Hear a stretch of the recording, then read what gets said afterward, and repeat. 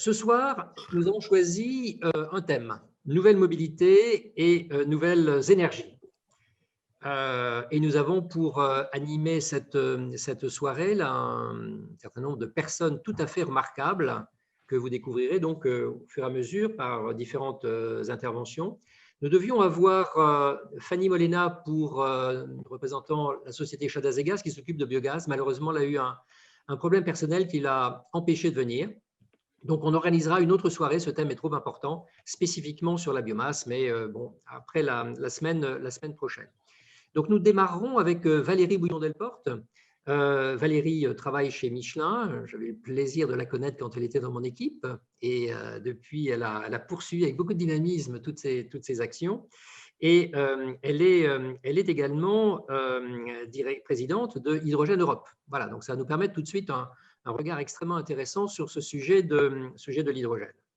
Ensuite, nous aborderons avec le professeur Jaffari les questions de l'induction. Comment situer ces technologies dont on parle moins, mais dans le mix de l'ensemble des options électriques qui se présentent à nous et dont, bien évidemment, la pile à combustible et l'hydrogène sont déjà une autre composante.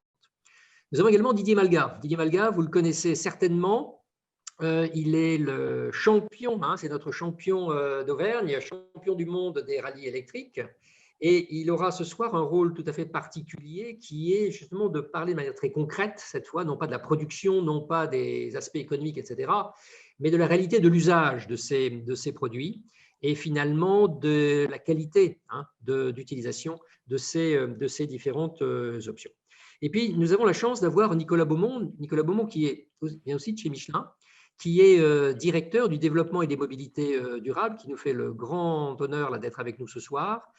Nicolas chapeaute Moving On, et donc il viendra partager avec nous les années d'expérience qu'il a sur Moving On et nous aidera à brosser un tableau assez global, multimodal, synthétique, des grandes idées qui émergent de ces événements Moving On au fil des ans, pour nous aider à situer un petit peu cette évolution dans le contexte nouvelles énergies, nouvelles motorisations, contexte pour lequel nous verrons qu'il y a un maître mot qui est diversité et certainement absent de dogmatisme, si on veut avancer avec réalisme et avec une certaine rapidité.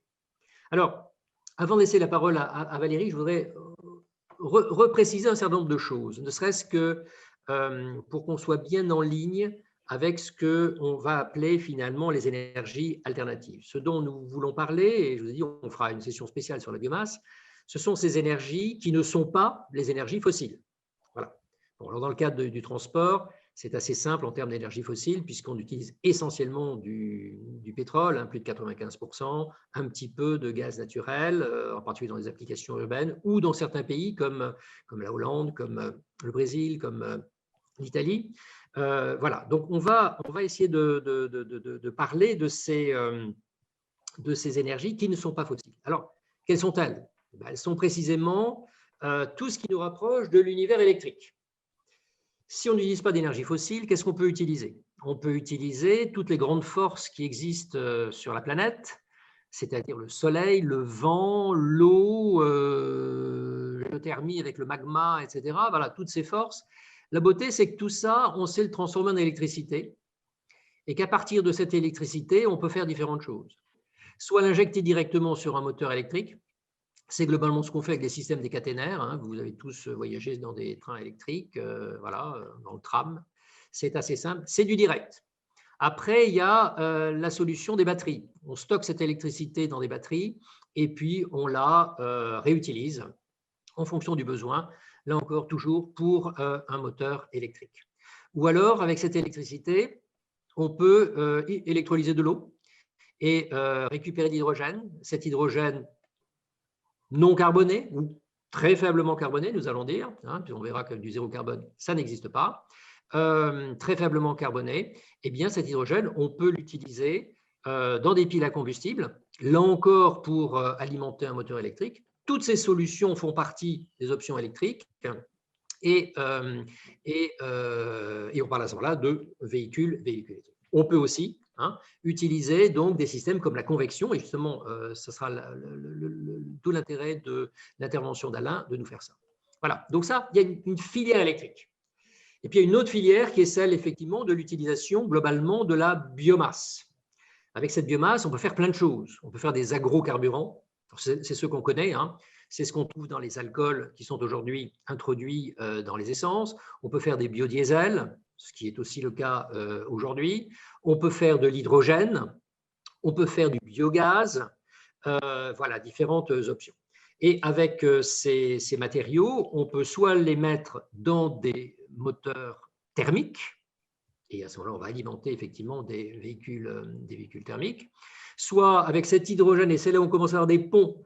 Avec l'hydrogène dont j'ai parlé dans la première mouture, on peut aussi, si on le veut, le recombiner, par exemple, à du CO2 et faire des carburants qu'on appelle des électrofuels, qui sont faits des chaînes carbonées, hein, obtenues à partir d'hydrogène et de CO2. On pourrait faire éventuellement la même chose avec le biogaz. Et vous voyez que là, il y a une sorte d'interaction et c'est intéressant. On commence à voir des usages mixtes.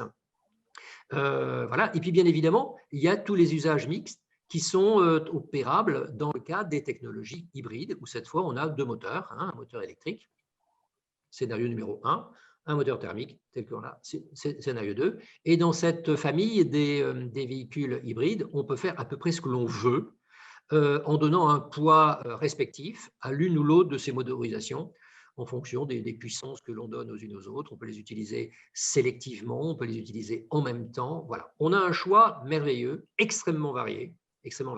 Et c'est précisément dans cette variété que réside la complexité du sujet, hein.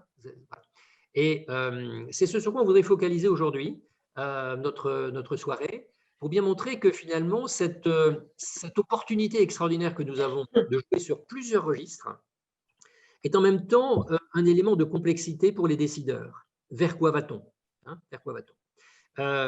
On n'est plus dans la solution monolithique du pétrole, avec son circuit de distribution, avec son moteur à explosion classique, enfin on dit combustion interne plutôt maintenant, je suis un peu vieux là, et voilà, on a toutes ces options-là, mais ce qui est important pour nous, c'est que cette complexité, vue par le politique, vue par le décideur industriel et par le consommateur, c'est une variété qui est un peu difficile à gérer. Et c'est aussi pour ça qu'on observe aujourd'hui ce que j'appellerais un peu des patouillages, hein, dans le démarrage. On voit bien qu'on fait beaucoup d'expériences, on fait beaucoup de pilotes, on fait des tas de choses comme ça. Le passage à l'échelle est plus compliqué, sauf globalement dans le domaine des batteries, hein, mais ça reste encore timide, il faut bien le reconnaître.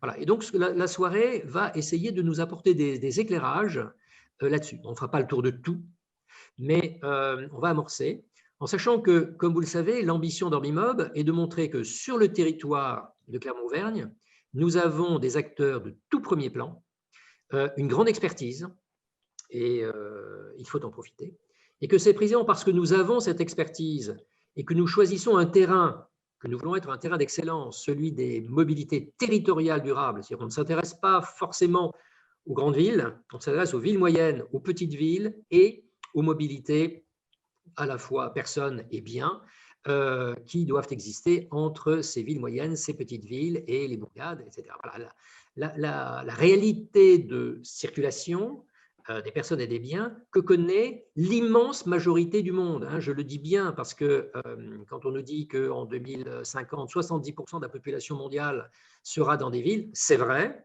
mais est-ce qu'une ville de 25 000 habitants comme Rion autour de nous a des aspects de mobilité qui sont ceux d'une grande ville? Absolument pas. On est dans un contexte qui ressemble beaucoup plus à celui du monde rural. Et donc, l'immense majorité de la population mondiale a besoin de ces mobilités territoriales. Et nous avons l'ambition, au niveau de Clermont-Auvergne, de nous positionner en pôle de référence sur cette question, à la fois sur les aspects d'éducation, de recherche, d'expérimentation, de développement économique, en poussant bien sûr les activités qui existent déjà et en essayant d'être un territoire attractif pour l'innovation dans ces domaines.